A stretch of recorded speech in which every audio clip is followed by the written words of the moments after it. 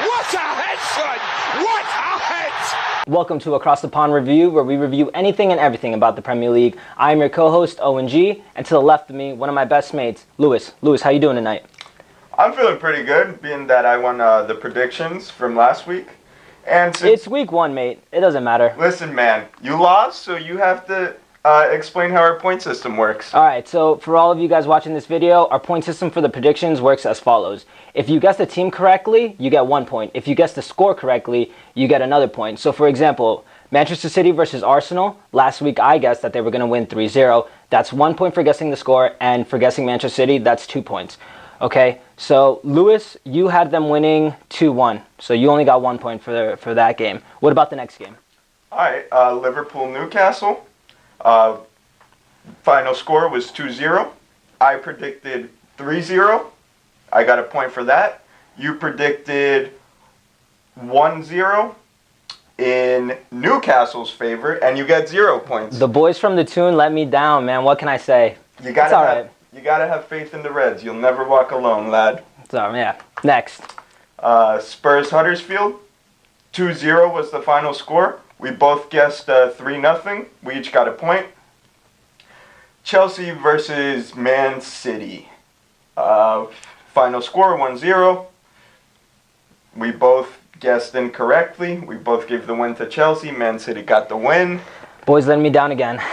You're blues, mate. You're blues. What are we going to do? All right. Arsenal versus Brighton. Final score 2-1 Brighton.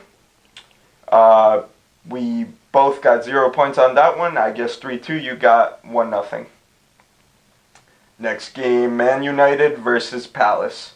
Final score 3-2. Man United stealing it right at the end, getting me that point. Scoring in Fergie time. Flashback to 2012. So I got 1 point. Owen got 0. That's an L right there. I'll take it. Southampton versus Stoke. Final score 0-0.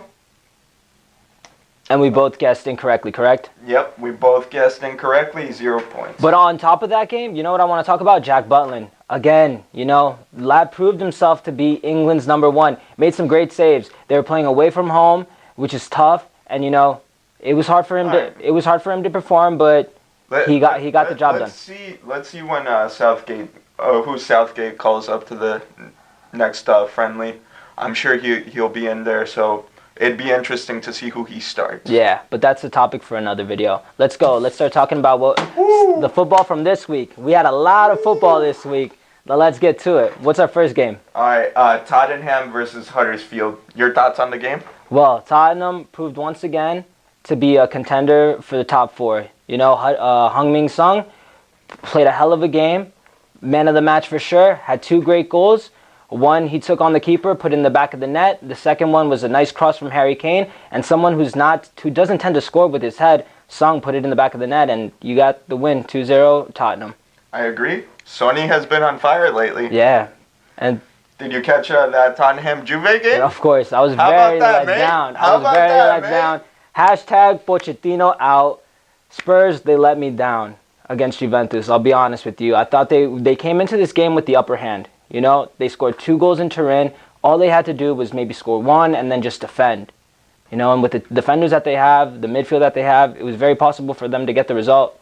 And they let it up. They let it go. What about you? I think the reason Tottenham lost this game was because of a little bit of mismanagement on Pochettino's side. He definitely got his tactics wrong during the game. Even before the game, you could argue why Alderweireld wasn't starting. Yeah. Davinson Sanchez, yes, he's a decent young defender, but you want somebody with experience in the back. I mean, you've got one of Europe's best teams playing against a 20-year-old in the back who has barely any Champions League experience, having played 1 season for Ajax previously. Yeah. I mean, this is a big game. I think you should have your most experienced, best players on the field. Yeah, no, and I agree 100% with that. And for me, it's come to the point where, do we need a change in manager at Tottenham? Because you look at the squad, and you look at Dele Alli, you look at Christian Eriksen, Harry Kane, Song, and they're back. One of the best keepers in the world, Hugo Lloris. And it just seems that they always choke. They can't get past the finish line. They get close, and there's something always there that's blocking them. All right, so I'm looking to see if we bring in another manager, can we get these guys past that hurdle? I think during the game, tactically, he could have even kind of saved it a little by bringing on Victor Wanyama to shore up that midfield. Imagine Dembele, Wanyama, and Eric Dyer recuperating balls in the midfield. I think they would have done a great job. But hey, you bring on Llorente at the end to try and save something. It didn't work out for you. I don't know, Poch. Final word for me, deserves the sack. I think he deserves the sack. I'm going to give him till the end of the season. Fair enough. So what about Arsenal versus Manchester City? Now, Arsenal had a very tough week. I mean, both ups and downs. And we'll start talking about Arsenal versus City, where I predicted the score would be 3-0, and that's exactly what it was. Complete domination for Manchester City. Sane, Bernardo Silva, David Silva linking up great, Aguero as well, and we saw a great goal from Silva, both of them, David Silva and Bernardo, and we saw a great goal from Sane. What was your take on the game? My take on the game is, were we watching a repeat of the Cup final? That's exactly what we were doing, mate. We were watching a repeat of the Cup final. It's like, Arsenal, you're at the Emirates. Come on. What the fuck? Arsenal fans, get on your team, bro. I know you guys been on your team the whole season, but get on your team. Like, this is ridiculous. Wenger out. Hashtag Wenger out. I mean, at this point, I really can't argue with you. I know the supporters for Arsenal, if you watch Arsenal Fan TV, they are furious. Shout out to my man Troops on Arsenal Fan TV, always speaking the truth. Agreed. So Arsenal versus Brighton. We were actually giving them credit, you know. We thought, okay, they got destroyed by Manchester City at the Cup final, but we actually predicted that they would bounce back from that, and they would actually prove us wrong and go to Brighton and get the victory, and it just wasn't the case. They played horrible. Yeah. Brighton scored 2 goals that Petr Cech should have saved. Petr Cech was horrible, played horribly that game. And for me, it just seemed like they were playing to get him sacked, to get Wenger sacked. It seemed like they weren't playing with him, they weren't playing for him. And, Brighton deserved the victory, but I felt like Arsenal should have definitely gotten it. So, if you put these two team sheets in front of you, would you tell me that Brighton is 2-0 or better than Arsenal? No, never. And that's what's so shocking about, and so why are they so inconsistent? That's why I'm telling you, I feel like they were playing to get a Wenger sacked that game. Like, it's ridiculous. I mean, granted, Petr Cech came out publicly and said he apologized for committing the errors. He kind of let the team down. I mean, I respect that, but still, you're freaking Arsenal, man. Yeah. No, and you have to give full credit to Brighton. They have the Colombian winger who played well. He was destroying.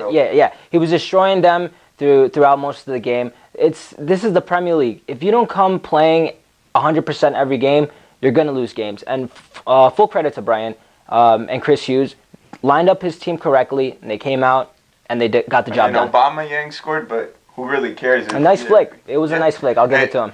If you took the L against Brighton, like... yeah, exactly. Who cares if you scored? And off to their final game, which was today in the Europa League. They went over to Milan, to the San Siro, a team who hasn't lost since the beginning of the year, managed by the legendary Gattuso, El Guerrero. El Guerrero. And his players do play like Guerreros. They're warriors on the field. I think he's got that kind of like engraved in their brains by now. Yeah, that's great. I love to see that sort of passion. Some people, they're not very into that football where it's just a lot of fun, a lot of passion, some anger, but I love that Italian style. For me, that's pure football. I mean, tactically, mostly on the defensive side, they are really strong. Even the goals Arsenal scored, one of them was a deflection. One of them, deflection off Bonucci. Donnarumma couldn't do anything about that. Yeah, that was... in any case, I would say that was probably a lucky goal. Yeah. With the deflection. Mkhitaryan did play well, though. We have to give him credit. He created a lot of opportunities for him later on in the game. He hit the post. I mean, so he's a big name. He should be performing week in, week out. Yeah. They brought him and Aubameyang to change Arsenal's fortunes, and to be fair, as of yet, they haven't done anything. No, I agree. What else did you think about the game? The goal by Ramsey, very composed on the finish. Yeah. He looked better than this game. Him and Jack Wilshere in the midfield They were running things pretty smoothly, I would say. Milan offensively, like, dude, you had freaking Suso sending a shot that was supposed to go far post to the opposite corner flag. Yeah, and I mean, traditionally, the last couple of years, you would say the last 10 years that you've seen AC Milan play, they've always had a good striker. They've had Shevchenko, they've had Inzaghi, and it just seems that now that is what they're missing. They're missing an Inzaghi. They're missing a Shevchenko. They brought Silva in the summer. He just hasn't been doing it for them, and they really don't have anybody else. Another big money transfer, nothing to show for it. Yeah, unfortunately, that's where Milan is. I mean, they come to London next week, so we'll see how they do against them. But for me, personally, I think Arsenal has this tie. They're going to go through it. What do you think? I think Milan's capable of turning it around because they don't have a bad squad. They have a lot of experienced players, and I think they might be able to get a result. It'd be interesting to see a 2-0 Milan win, and with Arsenal's inconsistent form. Yeah. Like, I could even see this one going into extra time and PKs. That's a great point. We could see that. So on to the next game. Let's see. Chelsea versus City. I'll let you start off since I'm about to bash your Blues. Well, this is a very unpopular opinion when it comes to football, but for me, football is about getting results. Conte was very criticized at the weekend for playing what people believe is a disgrace to football and embarrassing to football. Obviously, he came out to defend and hit Manchester City on the counterattack. I feel like you have to be man enough to admit when a team is better than you. At this point in time, with the form that they're on and the players that they have and the players that we have currently, I do think that Manchester City is a better team than Chelsea.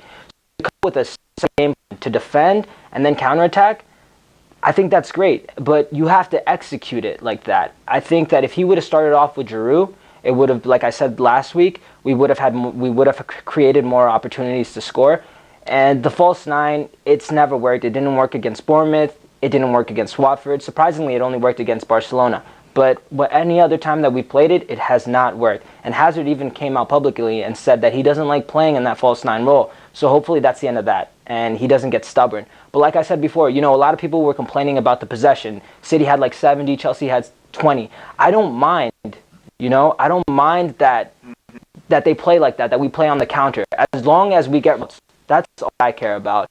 And like I said, if we don't play with our forward, we can't play with three small guys, which is Pedro, William, Hazard. We can't do that. So I think that next, as we go forward, we have to start bringing in Giroud. We have to start bringing in Morata. Let them get some opportunities to score goals and get that confidence up, especially Morata's missing out on that.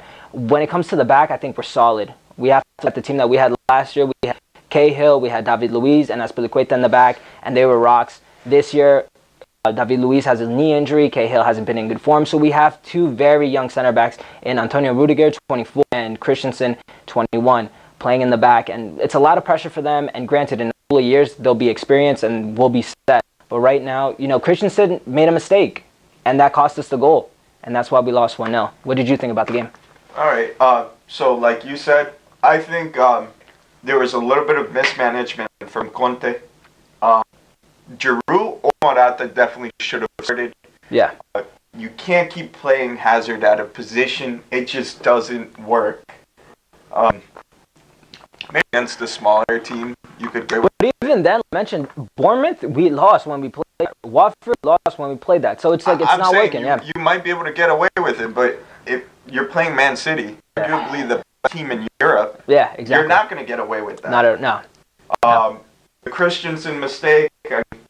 I'm going to give the lad the benefit. He's of a the youngster. Doubt. The youngster, he's a future John Terry, if you will. Those are big shoes to fill, but he's played pretty well the entire season. It's just as of late, he's kind of making... Dude, it's like 3 games, back-to-back, consistent errors. Barcelona, Man United, Man City. It's like, come on. Well, he played in big games earlier in the season, and he looked like he was comfortable, composed. Hopefully he cleans it up if he wants to stay on that team sheet. Yeah. I just want to let everybody know, Chelsea is not in a crisis. We're okay. Hashtag Conte in. We'll be fine. All right. For City, Aguero picks up the scrap off that loose ball. Yeah.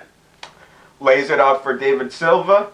He hits a crossover to Bernardo Silva. Silva to Silva connection. Get my drift? That'll be deadly. That's going to be deadly. I mean, he puts it away right on the doorstep. In the back of the old onion bag. And that was it for us. And then what pissed me off most about Chelsea, bro, you're 1-0 down. It's 70th minute. And you're still sitting in the back. Why are you not moving your lines up and pressuring? That's what I was talking about before. That was the game plan. The game plan was to absorb the attack and to hit him on the counter. But when you're down? Exactly. The players that makes no sense. I should have mentioned this before. Not having Kante on the pitch was the demise of us. As soon as Kante was not going to play, I agree 100% on that, actually. He fainted on the training pitch on Friday. Thankfully, he's okay. From what we've heard, he's fine. All right, so hopefully he's a fighter. Yeah, so hopefully he's an old school player. He's he's our Vieira. But hopefully he'll be able to play against Palace. I just think that not having him cost us the match. Fabregas was horrible throughout the entire game. He's always one to come out and say, why am I not playing? I want to play. And then when he finally gets a chance to play, he doesn't show it. Pedro was ridiculously bad. I've never seen somebody, nobody would ever be able to top Bakayoko's performance against West Brom on how bad he played. That plumber Bakayoko, and then, dude, to call Pedro a plumber would be giving him too much credit. That boy's a straight up wanker. I'm telling you, bro. He had 6 passes, and he hit all of them off the mark. I'm done with Pedro. I'm done with Fabregas. They need to go. I would rather have Ruben Loftus-Cheek in there. At least he's going to fight for the crest. I want more homegrown players from Chelsea. Too bad he's at Palace. Yeah, but we'll get him next year. Unless we loan him out again like we do every other player. It's ridiculous. But I'm done talking about Chelsea. Let's talk about my Reds, bro. Let's talk about Liverpool. All right, since it's my team, I'm going to start. Go ahead. All right, so Liverpool versus Newcastle.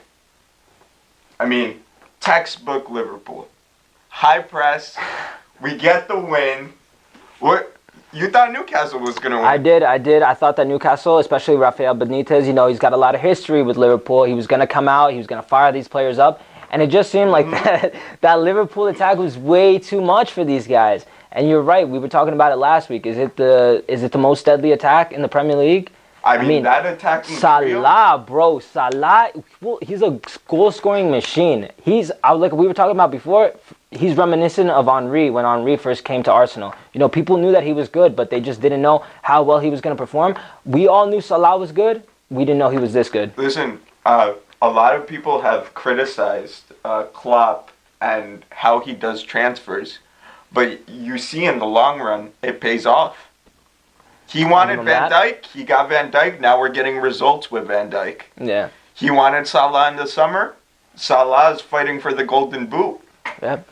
I mean, I can't really criticize a manager who knows who he wants on his team and what he wants out of them. Yeah.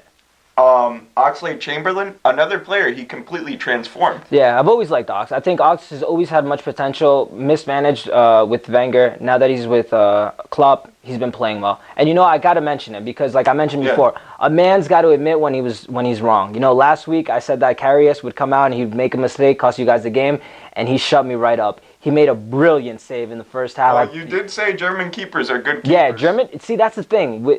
And what's so surprising, because Germany will never have to worry about a keeper. They've got 4 or 5 that they could take to a World Cup, and they would be starters at any other team. So Karius has been performing well, and I got to give it to him. I talked a little crap about him, but he proved me wrong. Clean sheet in this game, and a clean sheet in Liverpool versus Porto. Your thoughts on the Champions League tie? Well, I think that Klopp made a good decision by resting about 6 players? Yeah, 6 players were changed out of the starting lineup. Yeah, because, they've got Man United at Old Trafford this Saturday. 7:30 for all you guys that want to watch good football. Wake up at 7:30. Don't go to the bar. Wake up at 7:30. Watch Manchester United versus Liverpool at Old Trafford. Listen, or go to the bar and get up in the morning like I do. If you're faithful to football, it don't matter. No, he's a bad example. Get your rest, wake up like me, turn on the kettle in the morning, have your tea, and watch the game. But going back to Liverpool versus Porto, like I said, he did well by resting those guys, and they still came out and they got the job done. Yeah, boring game overall, I would say. Especially from a neutral, if you're coming from a neutral perspective, Yeah. you probably turned the channel off if you were watching this game. It was a snoozer. Is that what you're trying to say? I mean, solid defensive performance by Liverpool. Yeah, which is what you want to see, especially with Lovren back there. Exactly. Lovren, Matip. We had Gomez back in at right back. Mane had 2 chances that I think he should be putting away given current form, but I'm not going to criticize him given his current form. Yeah. I like the way he's getting into the attack. He's getting more confidence, taking the shots. It's always, I feel like he's similar to Harry Kane, where they have to have 3 or 4 a game to put one away. He misses a lot of sitters. We've seen Harry Kane miss a couple sitters as well. Danny Ings had a chance in the second half. A decent save by Casillas. Shout out to Casillas, 300 Champions League appearances. Yeah. So, I mean, shout out to him, a legend of the game. Hats off to you, mate. You tipped your hat. You didn't even take it off. Take it off. Hats off. Nah. What do you got under there? A messy head of hair that needs a haircut. All right. So are we talking about time to do predictions, right? Predictions for this week. Well, what games do we got coming? So predictions for this week. Let's see. Man United versus Liverpool at Old Trafford, mate. Listen, this is what's going to happen. Mourinho's going to get those lads the night before, and he's going to set them up classic Mourinho style. He's going to set them up to defend, and then hit them on the counter. Give me your prediction. The prediction's going to be, I think he's going to win 2-0. They're going to set him up to stop that trio up top. All right, Man U 2-0. Yeah. Owen. All right. I'm going to say Liverpool will win this game. Oh, no, mate. Mate, you're already giving me a point. Listen, who won last week? You did. Okay, that's what I thought. That's fine. Liverpool's going to win this game How can you say 3-1. This is a classic Mourinho 3-1. 3-1? 3-1. Scoring 3 goals on a Mourinho side. I'm being daring. This is classic Mourinho. Chelsea versus Crystal Palace. All right, well, I always got to give it to my boys in blue. I think that we're going to win, and we're going to defend well this game. If we start off with, we got to rest players because we got Barcelona on Wednesday. So hopefully Giroud Morata starts up top. We get a couple goals. I think we're going to win 2-0. Chelsea wins 2-0 by Owen Gonzalez. And it's at Stamford Bridge. The Palace, the bridge. Given that Palace is a tough team to play, no matter if they're home or away, I think, also taking into account that Chelsea does have to rest players, I'm going to say it's going to be a 0-0.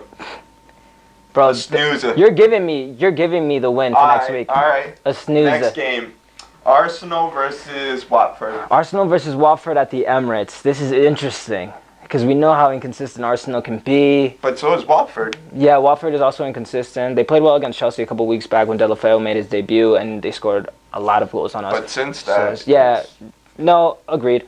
I'm still gonna give this to Arsenal. The Gooners. I'm gonna give them a 2-1 win.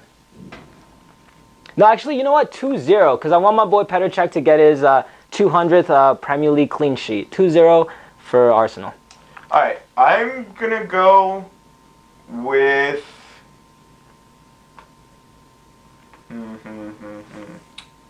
Let me see.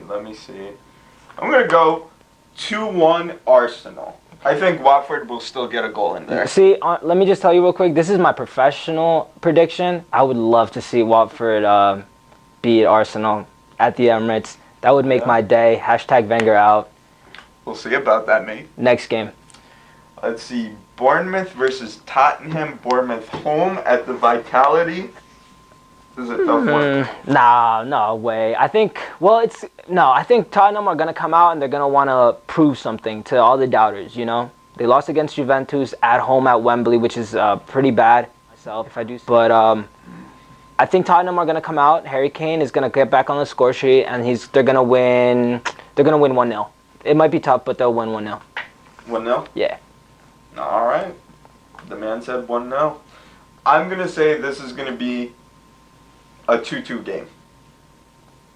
Okay. Just because Bournemouth is a very tough team to play when they're on. You've got Jordan Ibe coming at you. Callum Wilson, who's been pretty inconsistent, but sometimes has the odd good game or two. Yep. So I'm going to give them a 2-2. Stoke versus Man City, last game. Well, it's going to be nice to see if Manchester can do it on a cold, rainy Monday night in Stoke. We'll see if they can. I think they will. I think this Manchester City team is going to go to Stoke. Another dominant performance. You know, my man Jack Butland's going to be in goal. Hopefully they don't score too many, but I feel like with Stoke's defense, they probably will. I'm going to give them a 3-0 win again. 3-0 Man City. All right. Given performances from Stoke this season, especially against the big teams, I'm going to give this 4-0 win to Man City. I thought you were going to say something like you were going to give it to Stoke 4-0 for a second. I was about to say, no, you got to stop. Stop. That would be complete rubbish. All right. So, you know what? A lot of people commented on our video from last week, so let's take some time to read the comments that we got. Oh, yeah, right. let's do that, actually. All right, so Alex Amaya, shout out to Alex. Alex says, "You never walk alone. You never walk alone. Someone get Lewis a jersey. Mate, 2 weeks in a row, I'm wearing a Chelsea jersey. I'm repping my heritage right here. Yeah, you're wearing Mexico. You're wearing Mexico. That's what I'm saying. Chelsea, it's blue. I'm saying, but last week I was wearing Chelsea. This week I'm repping my heritage, wearing Mexico. And, mate, you got to get a jersey on. Let's go. We're a review show. All right, we'll whip out the jersey for next week. Kenny P says, just wanted to say thanks. Had no idea what soccer was before watching this, and now I finally had the confidence to know what I'm talking about when arguing with my uncle about soccer. Thanks, guys. You're welcome. Eduardo says, good job, lads. Thank you, mate. Thank you, man. My big brother, Eddie Gonzalez, says, best three in the league when they are on Lukaku, Pogba, Martial. Yo, your man is always riding, man. You, like... I love you, big bro, but what? that's not a three. First of all, Pogba's an attacking center midfielder. That ain't no three. Shout out to Miss Doherty, one of our high school teachers. She says, nice job, guys. Thank you, Miss Doherty. Much appreciated. We love you. Thank you. Yan23 says, KTBFFH. Are you reading that right? Exclamation point, exclamation point, exclamation point. I mean, I don't know what that means, but thank you for commenting on our video. Listen, Yang23, mate, I speak British slang, English slang, Spanish slang. I don't know what that is, but all right. Thanks for the comment. And my man Pedro, more formerly known as Pato, says, respect the idea. Thank you. Just put some respect on Mourinho's name, and then he directs something right at you. He says, P.S. Liverpool won 1 trophy in 12 years. Damn, man, those are fighting words from Pedro. He's coming at you. All right, my response to that is Pedro, how many trophies has Porto won in the past couple of years? And we just made them look like nothing, like they weren't even there. And they're from your country, so... Oh, you're coming at his heritage. Look at who you're coming at, all right? So... Well, before we go further, let's stop it right there. We want to thank you for watching the second episode. Shout out to everybody who watched the first episode. You know, like I mentioned in the Facebook post, this is something that me and Lewis are very passionate about. So for you to take the time to hear our 2 cents about the Premier League means the world to us, and we are very much honored for you to do that. Thank you very much. Yeah, thank you for watching, guys, and hopefully this is the second of many videos, so stay tuned, and we've got a lot of surprises coming up for you guys in future videos. Cut, man. How much was that? 30? Yeah. Fuck. I mean, I think it's good. I think we can get away